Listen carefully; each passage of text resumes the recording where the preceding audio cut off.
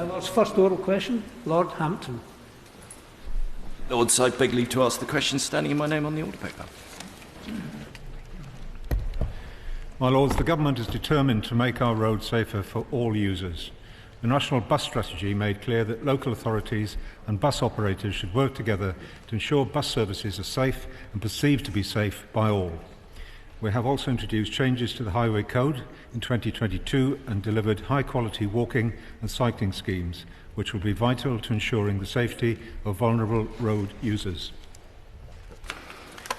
I thank the Noble Lord Minister for his answer. Every 6 weeks, according to Transport for London's own statistics, on average 1 person is killed and 100 people are hospitalised by preventable bus incidents. And this is getting no better, despite the fact that bus journeys have actually reduced.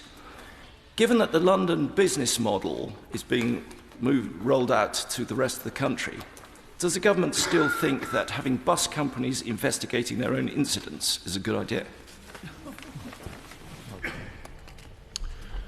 My Lords, road safety, as I've said, is a priority for government, and the Department is determined to make roads safer for everyone. And the delivery of high-quality walking and cycling schemes, coupled with the changes to the Highway Code in 2022, will play an important part in addressing the safety concerns of people wanting to walk, wheel and cycle. And Active Travel England is working with local authorities to ensure that walking and cycling infrastructure is of the right quality and in the right places to maximise its value and impact.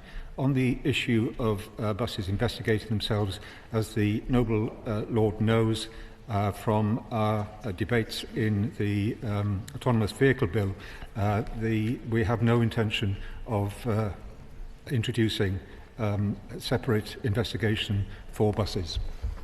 My Lords, is my noble friend aware that many injuries caused by buses in fact occur inside the bus, especially to the elderly and vulnerable, and that care needs to be taken in examining any statistics that suggest how many bus-related injuries arise in any particular period, to ensure that a distinction is made between those occurring inside the bus, often because of excessive braking, as opposed to those involving pedestrians in the street.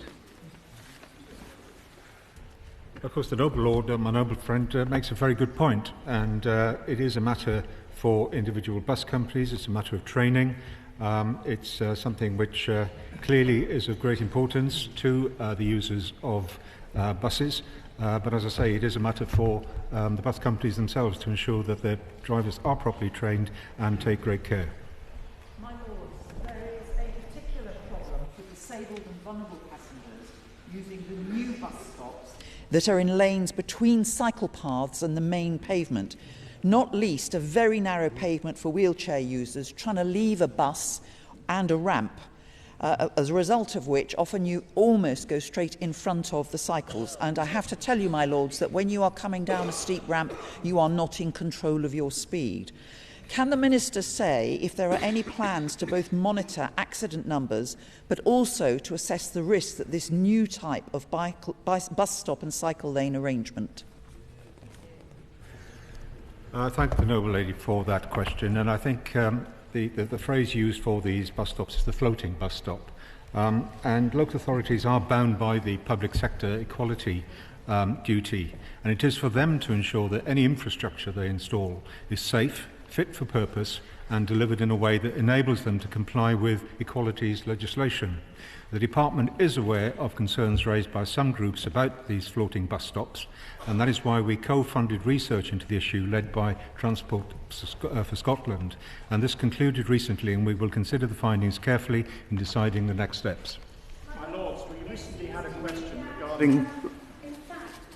Deaths and injuries are coming down quite dramatically compared with car deaths and injuries, because they've barely moved, whereas bus or coach injuries have come down by 40% in the last year. But I want to congratulate the government, because clearly its policy of depriving local councillors of funding means that there are fewer bus services and therefore fewer deaths and injuries from buses. I note the Noble Lady's comments. My Lords, there are concerns, and this arises from a question we had about those who use the roads, about road safety. And I do want to ask my noble friend, in view of some recent unsatisfactory accidents, whether or not there is any consideration for obliging cyclists, particularly those who are on e-cycles, to have proper insurance in place in view of accidents, but also to make them obliged to follow speed limits that all other users of the road are obliged to follow.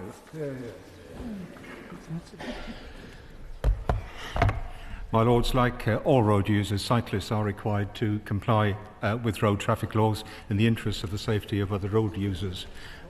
This is also reflected in the Highway Code. Dangerous cycling is completely unacceptable, and that is why there are already strict laws in place for cyclists who break the law, and the police have the power to prosecute if these are broken. Say how many cyclists have been prosecuted last year, because from my own background it tells me that very few are. I'm afraid I'm unable to help the noble lord with a number. Whether we keep a record of that, I don't know. I shall find out, and if it is kept, I will write to the noble lord. In answer to the previous question, my noble friend said that bus companies themselves investigate the accidents and the cause of the accident. Is my noble friend the Minister aware of whether that information is shared amongst the bus industry as a whole, or with any other regulators or departments, to make sure that we really do learn the lessons from any of these accidents to make sure they don't happen again? I'm not aware, but I take the noble lord's point. Again, look, it's a question of bus companies taking their own steps to ensure that people are safe while they travel, and that drivers are trained properly. Would the noble lord, the Minister, agree with me that for all the points that have been made in this short discussion, bus drivers, particularly in our cities and in the vast majority of cases, deserve our thanks and respect for safely and successfully navigating the multiple and increasing challenges that they face on our roads? And since buses are the main means of transport for the elderly, the young mothers with children, the less well off in our society, shouldn't they be valued by society as a whole for the public service they offer us day in and day out? Well, I couldn't possibly disagree with that. I'm a regular bus user myself, and I absolutely agree that they do a tremendous service, whether it's within our cities, towns, or indeed within our rural areas. My Lord,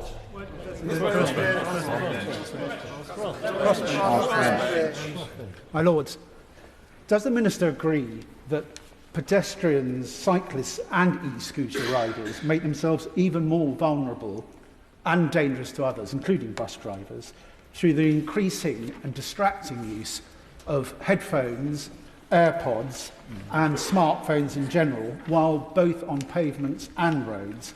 And is the government taking any steps to address this? Well, I quite agree with what the noble law says, but it is an individual responsibility. It's not for government to say you should take care.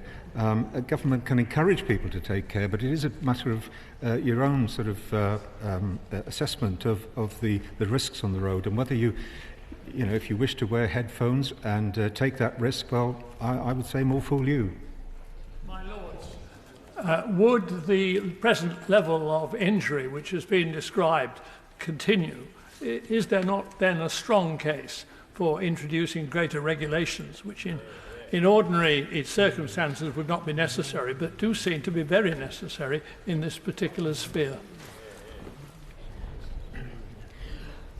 There is quite a bit of legislation in terms of cycling, in terms of reckless cycling, in terms of dangerous cycling. The penalties are quite high in terms of drinking alcohol, taking drugs while cycling. So the penalties are there, or the offences are there. It's a matter of them being enforced by the police. Says that it's a matter for the police to enforce this. Could he tell us how exactly the police are expected to do this. One, given their current level of resourcing, and two, given the fact that there is no system of licensing or indeed of identifying cyclists who may simply cycle away having committed the offences of which the noble lord has said. Well, how are they supposed to do it, the noble lord asks? Well, it's a matter of being out there and patrolling. I did it myself for 32 years, and I managed to nab a few cyclists, I can tell you.